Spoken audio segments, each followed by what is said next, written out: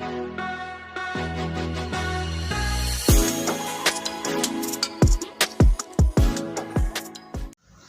Friends, आज हम लोग पढ़ेंगे coordinate geometry class 10th NCERT की एक्सरसाइज यानी सेकेंड एक्सरसाइज पढ़ेंगे। ठीक है,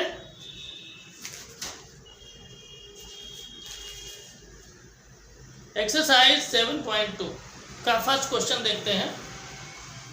फर्स्ट क्वेश्चन है find the coordinates of the point which divide the join of -1,7 and 4,-3 in the ratio 2:3। देखिए, क्वेश्चन शुरू करें उससे पहले आपको बता दें कि आप लोग वीडियो पूरा देखेंगे तो मज़ा आएगा। ठीक है ना। हम आपको बताते चलें ये भी कि एनसीईआरटी जो होती है उसका हर क्वेश्चन अपने में अलग फ्लेवर के साथ होता है। ये नहीं कि एक क्वेश्चन आप कर लेंगे तो सारे क्वेश्चन कर लेंगे। ठीक है, तो इस वजह से ज्योमेट्री आपको क्लियर करनी है तो एक एक क्वेश्चन का हर एक स्टेप आप देखिए और सॉल्व करने के बाद उसका रिवीजन भी कीजिए।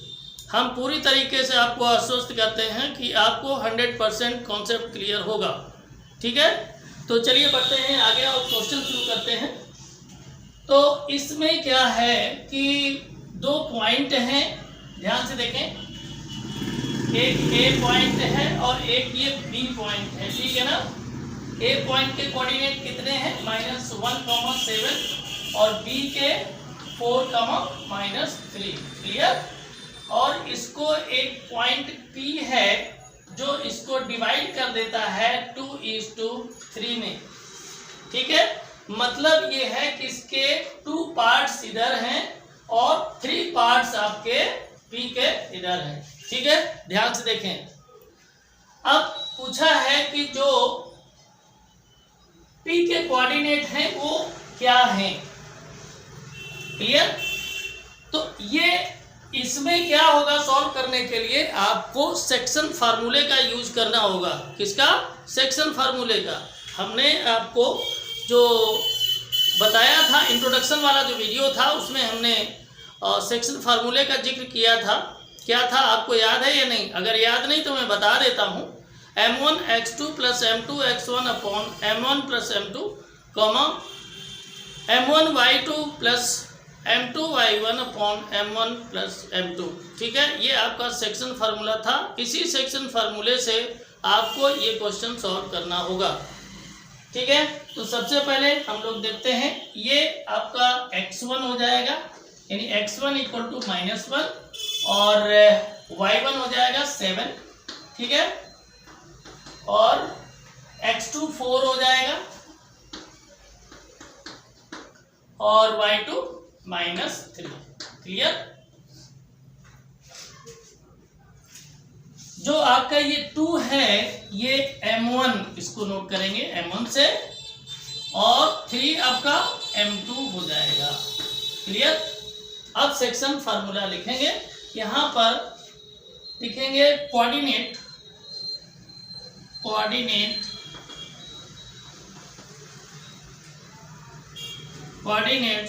Of point P equal to क्या हो जाएगा?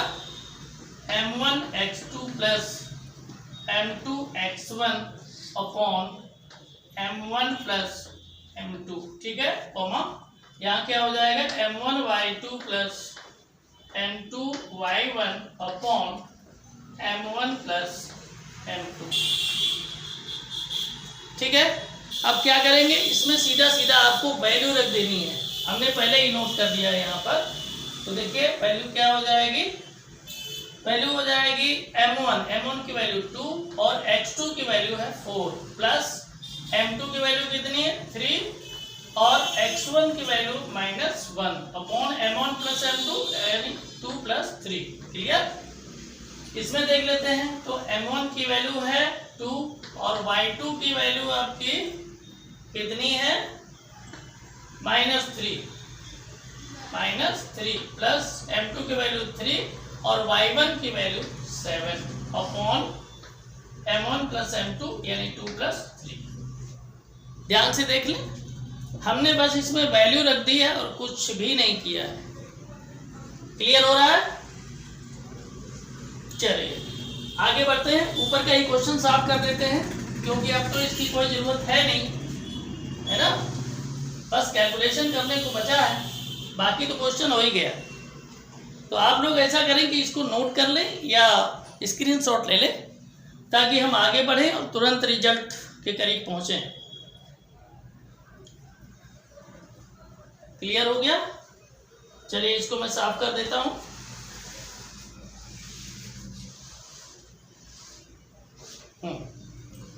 देखिए ये हो जाएगा 4 2 जा 8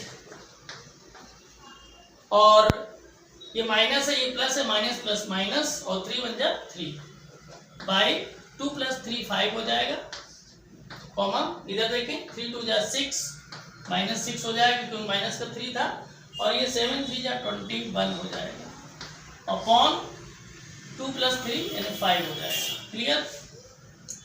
अब इसको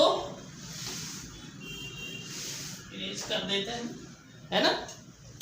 अब देखें क्या हो जाएगा, 8 - 3 5 अपॉन 5 और ये हो जाएगा 21 - 6 कितना हो जाएगा 15/5। अब देखें 5 से 5 कट हो जाएगा, यहाँ 5 से 15 को कट करेंगे 3 आ जाएगा, यानी आपका कोऑर्डिनेट कौन सा बन जाएगा 1, 3 कितना हो जाएगा 1, 3, यानी पॉइंट जो P है उसके कोऑर्डिनेट क्या आ गए 1, 3। तो देखा आपने, क्वेश्चन तुरंत आपका हो गया। बस इसमें आपको करना क्या है, ध्यान ये रखना है कि किसकी वैल्यू गिवन है और क्या फाइंड करना है, इस चीज़ का आप ध्यान रखें। ऐसे मिसगाइड ना हो जाएं कि किसी की वैल्यू किसी का समझ लें, है ना। अगर आप इतनी गलती नहीं करेंगे तो क्वेश्चन हो जाएगा, कोई दिक्कत नहीं है। और हम इतना इजी वे में बता रहे हैं, अब नहीं होगा तो कब होगा। ठीक है, वीडियो अच्छा लग रहा है तो अपने इस मित्रों को शेयर करें, वीडियो को लाइक करें और कमेंट अवश्य किया करें। आप लोग कमेंट में बहुत कंजूसी करते हैं, लाइक करने में भी कंजूसी करते हैं, तो लाइक और कमेंट अवश्य किया करें, ठीक है ना। इससे हमें ये पता चलता है कि हम कितना ठीक कर रहे हैं या आपको और क्या चाहिए उसके बारे में हमें पता चलता है, तो वो हम करने की कोशिश करते हैं। ठीक है, और अगर चैनल पर नए हैं तो Pandey's excellent tutorials YouTube channel को सब्सक्राइब कर लें, बेल आइकन को दबा लें और ऑल के ऑप्शन को भी प्रेस कर दें ताकि जैसे ही हम वीडियो डालें तुरंत आपको मिल जाए और आप उसका लाभ ले सकें। चलिए अब हम लोग देखते हैं क्वेश्चन नंबर 2। ध्यान से देखें, क्वेश्चन नंबर 2 है find the coordinates of the points of try section of the line segment joining 4, -1 and -2, -3। तो देखिए इसमें भी वही काम करेंगे। दो आपके पॉइंट दिए गए हैं, कौन कौन से, एक आपका है पॉइंट ए और दूसरा है बी। ठीक है, इसके बीच की डिस्टेंस आपको ये दिख रही है, तो ये एक सेगमेंट बन गया। क्या बन गया, सेगमेंट। इसको ध्यान रखें, एक आपका वर्ड यूज हुआ है ट्राई सेक्शन। ट्राई सेक्शन का मतलब, इससे आप परेशान ना हो, ट्राई सेक्शन का मतलब क्या होता है कि जो आपका ये सेगमेंट है इसको 3 इक्वल पार्ट में डिवाइड कर दिया गया है, बस इतना सा मतलब होता है और कुछ नहीं होता है। ठीक है, मान लीजिएगा कि एक ये हो गया, एक ये पार्ट हो गया ना, मान लो ये P हो गया और ये Q हो गया। क्लियर? ए के कोऑर्डिनेट आपके दिए हैं 4, -1 और बी के कोऑर्डिनेट भी दिए हैं -2, -3। ठीक है, अब इसमें पूछा ये है कि जो P और Q पॉइंट हैं इनके कोऑर्डिनेट क्या होंगे, ये आपको फाइंड करना है। तो फाइंड कैसे करेंगे, जब M1 M2 की आपको वैल्यू मिलेगी तभी आप फाइंड कर पाएंगे, क्योंकि इसमें सेक्शन फार्मूला लगेगा। मतलब ये कोई भी सेगमेंट अगर डिवाइड होता है और वो डिवाइडिंग जो पॉइंट होता है उसका कोऑर्डिनेट फाइंड करना है तो सेक्शन फार्मूले से ही आप उसके कोऑर्डिनेट फाइंड कर सकते हैं। ठीक है, तो सबसे पहले ध्यान देंगे कि M1 और M2 की वैल्यू क्या होगी। तो देखो, अगर P पॉइंट के कोऑर्डिनेट आपको फाइंड करना है तो उसके लिए सीधा सीधा है कि आप ये देखें कि पूरे सेगमेंट को 3 इक्वल पार्ट में डिवाइड कर दिया गया है। उसमें से P पॉइंट जो है, तो P से लेफ्ट में केवल एक ही पार्ट है, क्या है लेफ्ट में एक ही पार्ट है ये वाला, तो ये m1 की वैल्यू हो गई m1 इक्वल टू 1, ध्यान से देख लें। और p के राइट हैंड साइड में दो पार्ट है, एक ये है एक ये है, तो m2 की वैल्यू हो गई 2, हो गई ना, बस इतनी सी बात है। इसके बाद में इसमें आ जाइए, ये आपका x1 y1 हो जाएगा, यानी x1 इक्वल टू 4 हो जाएगा, y1 इक्वल टू -1 हो जाएगा, ठीक है। इसके बाद में ये x2 y2 हो जाएगा, यानी x2 हो गया आपका -2 और y2 कितना हो गया -3, हो गया ना। अब कोऑर्डिनेट फाइंड कर लेना है पॉइंट P के, तो यहां लिखेंगे कोऑर्डिनेट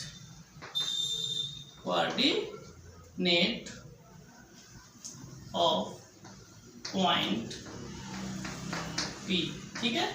तो वही फार्मूला फिर लिख देंगे, क्या हो जाएगा m1 x2 plus m2 x1 upon m1 plus m2, ठीक है, comma m1 y2 plus m2 y1 upon क्या हो जाएगा m1 प्लस m2, क्लियर, कोई दिक्कत नहीं ना। वैल्यू रख दीजिए, तो वैल्यू जब रख देंगे तो m1 की वैल्यू कितनी है 1, x2 की वैल्यू -2 प्लस m2 की वैल्यू कितनी है 2 और x1 की वैल्यू है 4 अपॉन m1 प्लस m2 यानी 1 प्लस 2, क्लियर। तो m1 यहाँ पर रखेंगे वैल्यू, तो m1 की वैल्यू हो गई 1, y2 की वैल्यू -3 प्लस m2 की वैल्यू 2 और y1 की वैल्यू है -1 अपॉन m1 प्लस m2 यानी 1 प्लस 2, क्लियर। देखिए वैल्यू रख दी, अब सीधा सॉल्व कर लीजिए। -2 इंटू 1 -2 प्लस 4 टू जा 8 अपॉन 2 प्लस 1 3 कॉमा -3 इंटू 1 -3 और -1 इंटू 2 -2 अपॉन 3, ठीक है, ध्यान से देखें। तो यहां पर जब देखेंगे तो क्या हो जाएगा 8 - 2 ये 6 हो जाएगा, क्या हो जाएगा 6/3 कॉमा -3 - 2 ये हो जाएगा -5/3, ठीक है। 3 से अगर 6 को कट करेंगे तो 2 टाइम होगा, कितना होगा 2 टाइम, क्लियर। तो आपका यहां पर क्या हो जाएगा, ये आपका हो जाएगा 2 -5/3, क्या हो जाएगा 2 -5/3। आप लिखना चाहें तो मैं यहाँ लिख देता हूं, यहाँ हो जाएगा P इक्वल टू क्या हो जाएगा 2 -5/3। ये पॉइंट P के कोऑर्डिनेट आए हैं। अभी आपको पॉइंट Q के कोऑर्डिनेट फाइंड करने हैं, ये आपको समझ में आ गया। चलिए अब हम लोग देखते हैं पॉइंट Q के कोऑर्डिनेट। अगर आप लोगों ने नोट कर लिया तो अच्छी बात है, नहीं तो स्क्रीनशॉट ले लीजिए, क्योंकि आगे बढ़ेंगे हम लोग और निकालेंगे पॉइंट Q के कोऑर्डिनेट। तो इसको इरेज कर देते हैं और जो फार्मूला है उसको इरेज नहीं करते हैं, क्योंकि ये तो चेंज होगा नहीं। हाँ, इतना जरूर करते हैं कि P की जगह पर यहाँ हम Q कर देते हैं, क्या करेंगे Q, ठीक है। और यहाँ क्या हो जाएगा, अब हमें निकालना है किसकी वैल्यू Q के कोऑर्डिनेट फाइंड करना है। तो Q में देखें, Q से अगर हम देखें तो राइट हैंड साइड में आपको एक ही पार्ट मिलता है, जबकि लेफ्ट हैंड साइड में 2 पार्ट मिलते हैं, एक ये और एक ये, ठीक है। तो यहाँ पर m1 और m2 की वैल्यू जो है वो इंटरचेंज हो जाएगी, ठीक है, क्या हो जाएगी इंटरचेंज हो जाएगी, और कुछ नहीं होगा, और बाकी सब वही रहेगा, है ना। तो बस वैल्यू रख लीजिए, वैल्यू रखेंगे तो हो जाएगा m1 की वैल्यू 2, x2 की वैल्यू -2 प्लस m2 की वैल्यू 1 और x1 हो जाएगा 4 अपॉन m1 प्लस m2 यानी 2 प्लस 1, ठीक है। यहाँ पर देखें m1 y2 यानी 2 इंटू y2 है -3 प्लस m2 y1, m2 है 1 और y1 आपका है -1 अपॉन 2 प्लस 1, ठीक है, बहुत ध्यान से इसको देख लें, हमने केवल वैल्यू रखी है ना। आगे देखेंगे तो क्या हो जाएगा, ये आ जाएगा -2 इंटू 2 -4 हो जाएगा, और 4 इंटू 1 ये हो जाएगा 4/2 + 1 3 हो जाएगा। यहाँ पर देखें -3 इंटू 2 -6 और -1 इंटू 1 -1 बाई 2 + 1 3 हो जाएगा। आगे देखेंगे 4 से 4 कैंसिल आउट हो जाएगा, तो ये आपका 0/3 हो जाएगा। 0/3 का मतलब हो गया 0, ठीक है। और यहाँ पर अगर देखें -6 और -1 ये हो जाएगा -7/3, ठीक है।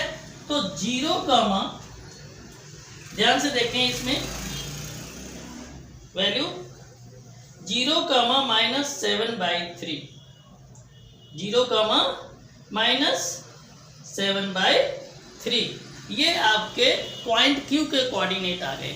इस तरह से ये आपका क्वेश्चन नंबर जो 2 था ये हो गया फिनिश, ठीक है। अब हम लोग देखेंगे क्वेश्चन नंबर 3। उससे पहले अगर चैनल पर आप नए हैं तो Pandey excellent tutorials YouTube channel को सब्सक्राइब कर लीजिए और बेल आइकन को दबा दीजिए, जो ऑल का ऑप्शन है उसको भी प्रेस कर दीजिए, ताकि जैसे ही हम वीडियो डालें तुरंत आपको मिल जाए और आप उसका लाभ ले सकें। वीडियो को पूरा देखना है, वीडियो को छोड़ना नहीं है, ठीक है, तभी आपकी मैथमेटिक्स कंप्लीट होगी। कोई आप गाना नहीं सुन रहे, मैथ कंप्लीट कर रहे हैं, इस वजह से गाने को तो छोड़ के जा सकते हैं लेकिन इसको छोड़कर नहीं जा सकते हैं, नहीं तो सब मज़ा खराब हो जाएगा, है ना। तो चलिए बढ़ते हैं नेक्स्ट क्वेश्चन की तरफ। Question number 3। To conduct sports day activities in your rectangular shaped school ground ABCD, lines have been drawn with chalk powder at a distance of 1 meter each.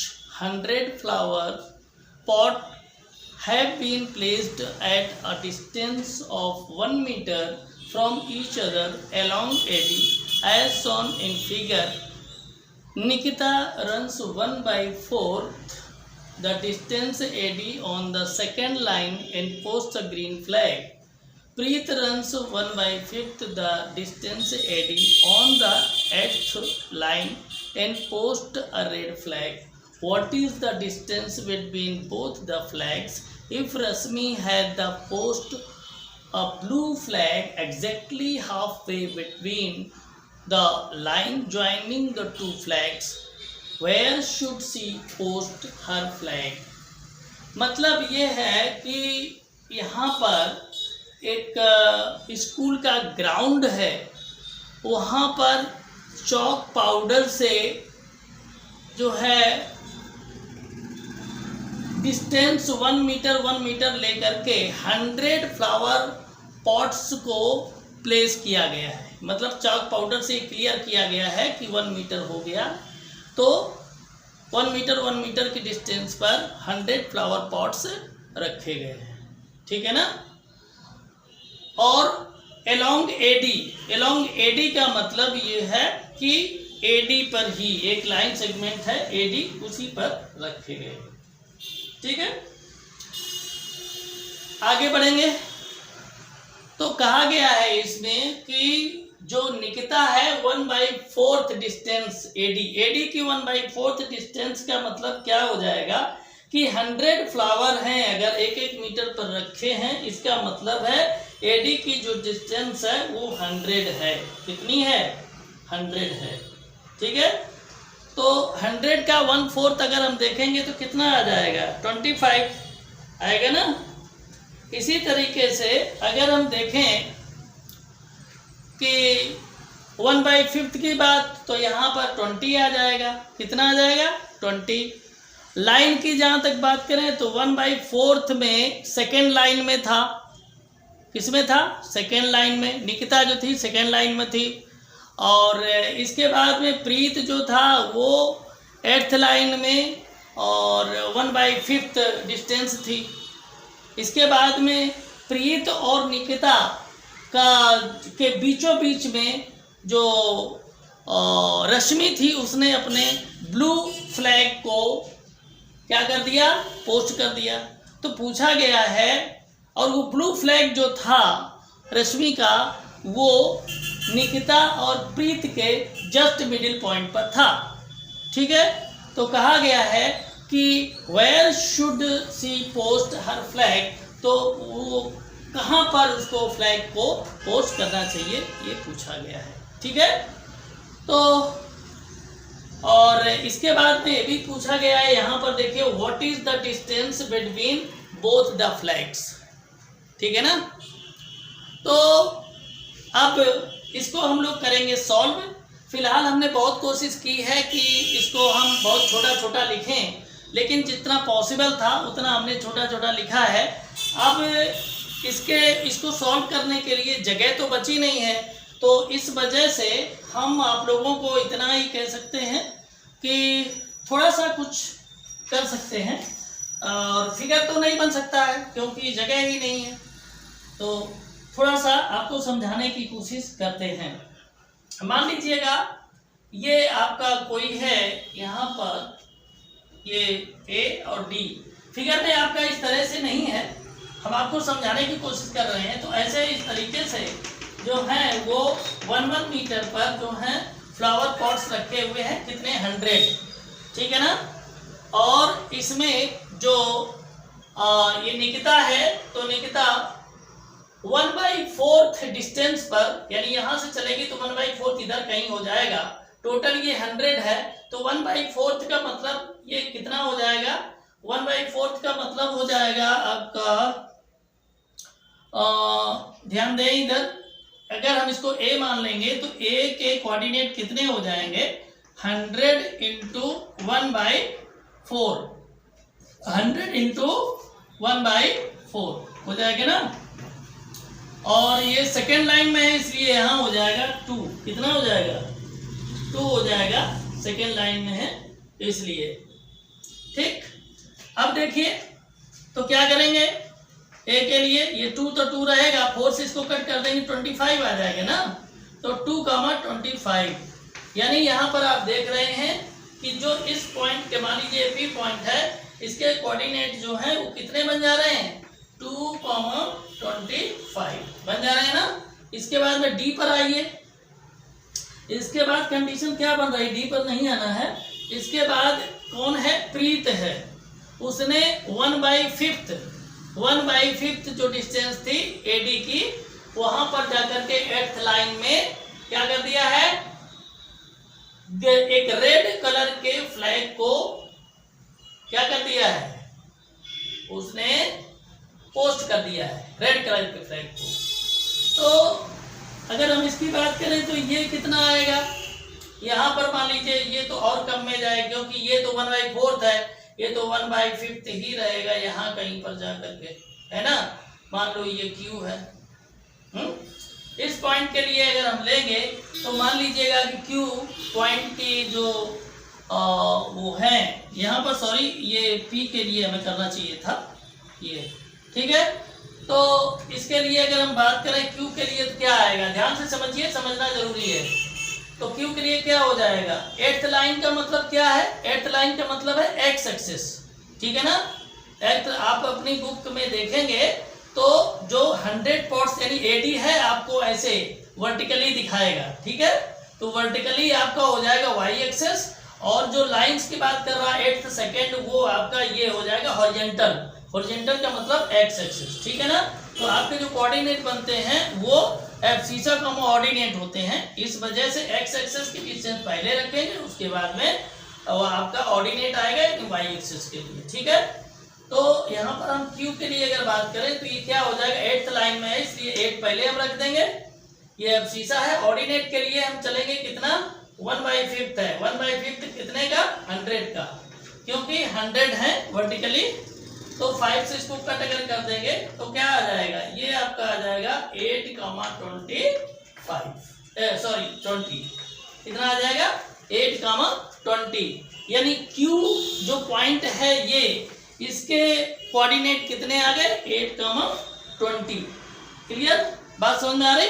तो सबसे पहले हम लोग क्या करेंगे, इन दोनों पॉइंट्स के बीच की जो डिस्टेंस है उसको हम लोग फाइंड कर लेंगे डिस्टेंस फार्मूले से। और ये जो आपका क्वेश्चन लिखा हुआ है इसको अब हम इरेज करेंगे। आप लोगों को अगर नोट कर लिया है तो ठीक है, नहीं तो स्क्रीनशॉट ले सकते हैं। उसके आगे हमें इसको साफ करना पड़ेगा क्योंकि जगह बची नहीं है ना। तो आगे बढ़ते हैं, इसको इरेज कर देते हैं।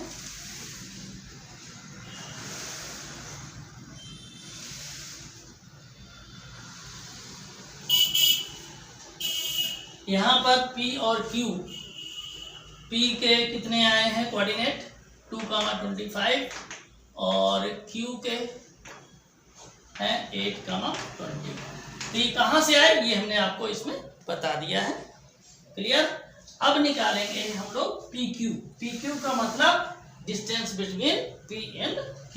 ठीक है, ये हो जाएगा PQ equal to root x1 minus x2 whole square plus y1 minus y2 whole square. ठीक है, ये x1 y1 हो जाएगा, ये x2 y2 हो जाएगा। चलिए कर लेते हैं।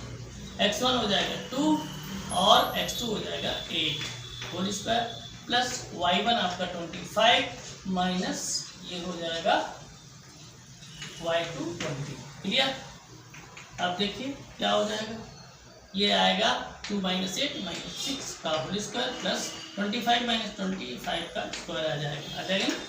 तो यहाँ पर अगर हम देखेंगे तो क्या हो जाएगा, माइनस 6 का 36 और ये 25, तो ये आपका आ जाएगा 40 और 61। कितना आ जाएगा 61। तो ये दोनों के बीच की जो डिस्टेंस थी वो आ गई 61। अब देखिए आपसे ये कहा जा रहा है कि जो PQ है, मान लो ये P है ये Q है, इसके बीचों बीच में मान लीजिए R पॉइंट है। यहाँ पर जो थर्ड फ्लैग है, कौन सा थर्ड फ्लैग है, जो रश्मि ने ब्लू फ्लैग था उसको पोस्ट किया है ये। ठीक है ना।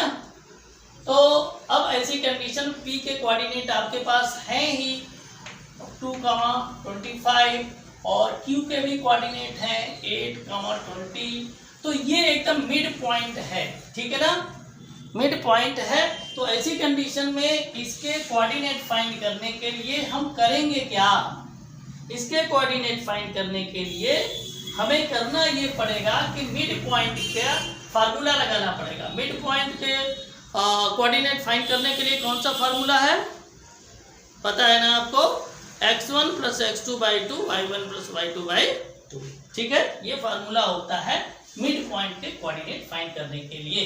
तो लिखेंगे कोऑर्डिनेट